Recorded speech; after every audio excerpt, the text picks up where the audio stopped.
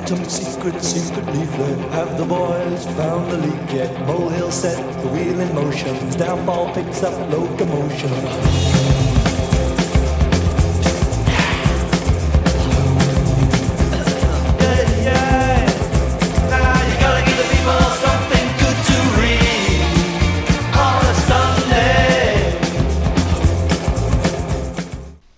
As you read in the module overview, scientists are often concerned with the accuracy of information reported in the media, as well as the public's interpretation of what they read, see, and/or hear.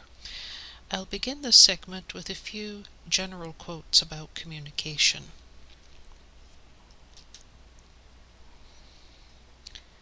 Say all you have to say in the fewest possible words, or your reader will be sure to skip them, and in the plainest possible words, or he will certainly misunderstand them.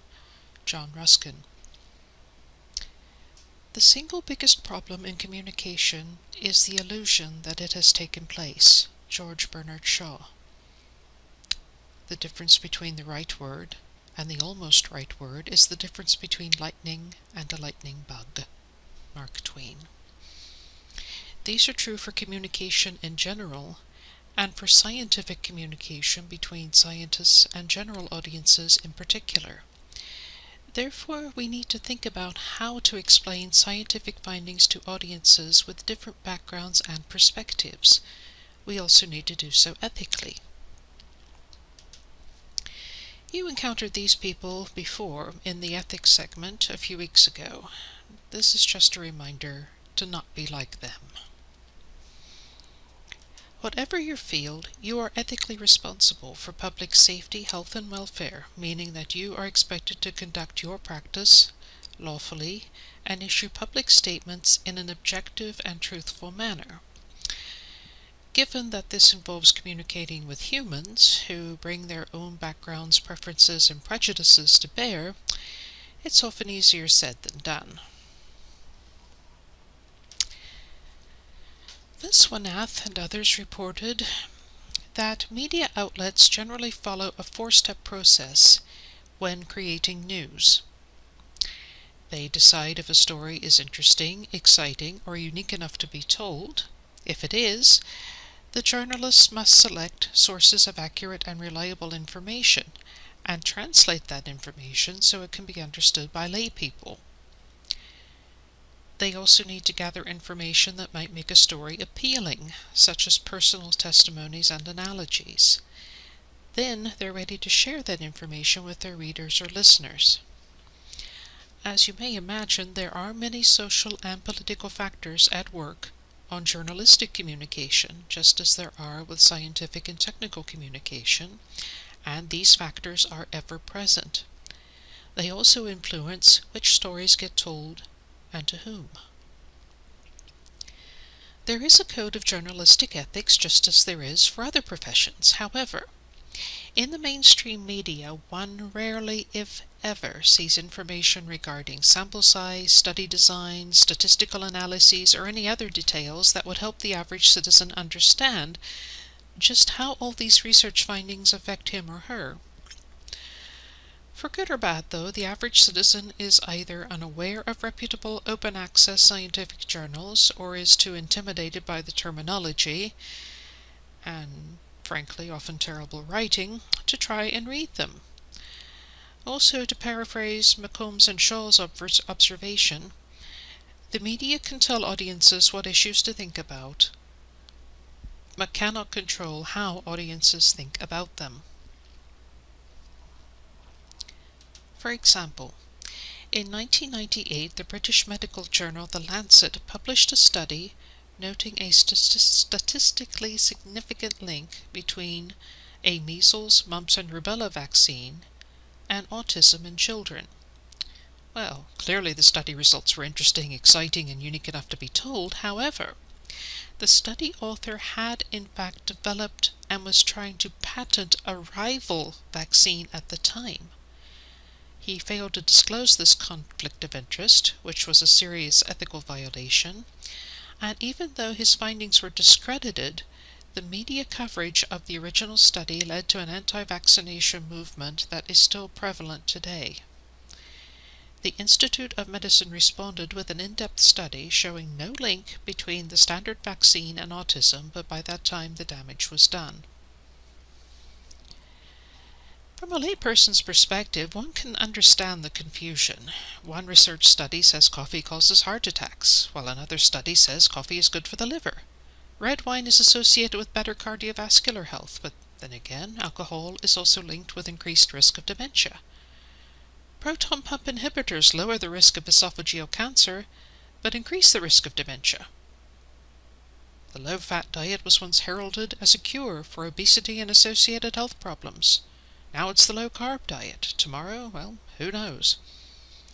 And you're probably familiar with the side effects warnings from television advertisements like this as well. Humira can lower your ability to fight infections, including tuberculosis. Serious, sometimes fatal events such as infections, lymphoma, or other types of cancer have happened. Blood, liver, and nervous system problems, serious allergic reactions, and new or worsening heart failure have occurred. It is ethical to warn patients of possible side effects. On the other hand, a drug can't help a patient if he or she is too frightened to take it. In a perfect world, we could simply educate people on the limitations of those studies that appear to link an effect to a cause. As I'm sure you recognize, it's not quite that simple. Matute, Yuritu, and Vadia's research study demonstrated this principle very nicely. We humans feel a need to make sense of the world around us, and one way we do so is to try and correlate causes and effects. Unfortunately, this trait can steer us wrong and keep us on the wrong path.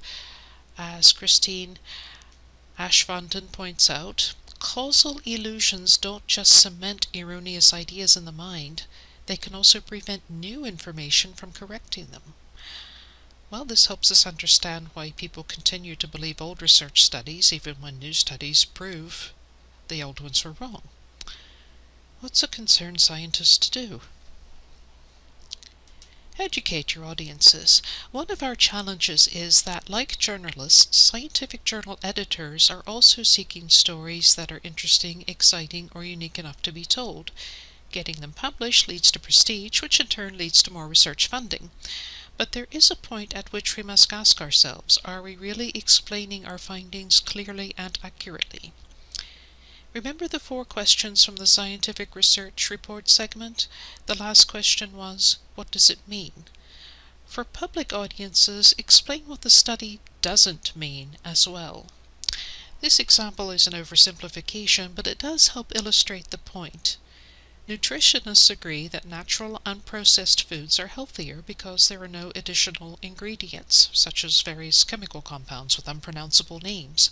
However, a consumer who reads all natural ingredients on a label will conclude it is the same as unprocessed and therefore healthy. And an important part of educating our audiences is educating ourselves. Evidence-based medicine is the current catchphrase in the medical research community, and with good reason. If there's no real evidence that a particular technique, device, or medication is effective, then why bother with it? Most of us know that if something sounds too good to be true, it probably is, and that the one weird old tip won't make a bit of difference in belly size. How then do we decide which scientific publications are reputable and which are not? Alvin Goldman suggested these 5 criteria as a starting point. Arguments presented by the contending experts to support their own views and critique their rivals' views. This is the gold standard of credibility in any topic, whether it's a legal question in a courtroom or a research question in a laboratory. In other words, answer the question, what makes the expert right and the rivals wrong? Agreement from additional putative experts on one side or the other of the subject in question. The word putative simply means believed to be or credible. Appraisals by meta-experts of the expert's expertise. including appraisals reflected in formal credentials earned by the experts. This essentially refers to peer review, but it can also refer to closely examining the research quality. Is the study design adequate?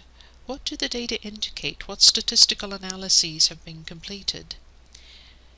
Evidence of the expert's interests and biases vis-a-vis the question at issue. Here it's a good idea to look for logical fallacies. Evidence of the expert's past track records.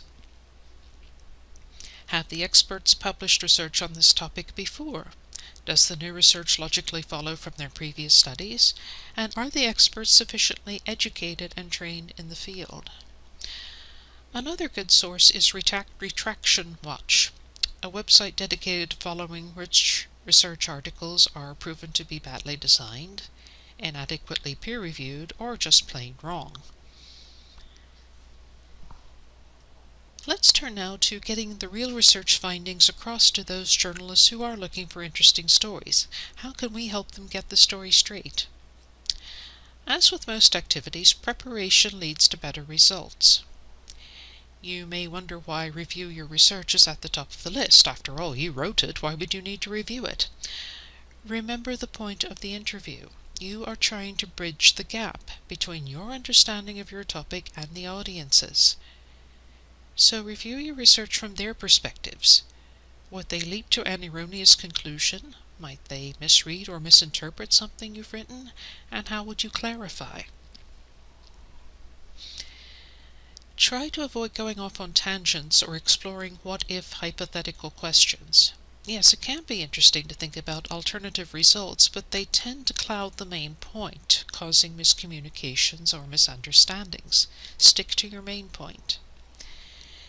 You can use analogies and examples, but do so carefully. Be sure the analogy really fits your point. You can also describe how you conducted your research to help the listener understand how you arrived at the result. Not only will this help clarify your work to a layperson, it also shows you in a more human light and makes it easier for the audience to relate to you. During the interview, be mindful of your body language. It's normal to be a bit nervous, especially if you're not used to interviews. Try practicing ahead of time, either in front of a mirror or with friends and family. Avoid folding your arms, clenching your fists, and other gestures that may be viewed as defensive postures. As you would in a job interview, do your best to appear relaxed and confident. If you're on TV or radio, try to keep your focus on the presenter and not on the technicians or any audience members. The idea is to appear to have a conversation. Avoid using jargon or complicated terminology. Again, being descriptive helps the audience understand your points more easily. There may be a time when you don't know the answer to a question. You aren't expected to know everything, and it's perfectly acceptable to state, "I don't know." You can offer to find out if you feel comfortable doing so, or link back to your main point, such as stating, "At this point, what we do know is..." At the conclusion of the interview, you can thank the host for inviting you, but avoid continuing the conversation. Never assume that a microphone is turned off or that you're really speaking off the record. If you realize after the interview that you misstated a fact or phrased something poorly, call the interviewer to correct the error. It's important to bear in mind that reporters are often on very tight deadlines, so the sooner you do this, the better. The reviewer is under no obligation to let you review the article before it is printed, and most of them won't. This is partly because of the deadline, and partly because the writer has an idea for how the information will be presented. While lack of control can make you uncomfortable, you can invite the interviewer to contact you if she or he needs more information or clarification. Generally, the interviewer wants to get it right just as much as you do. Approaching the project in a spirit of trust and cooperation will go a long way to getting you the result you're both happy with.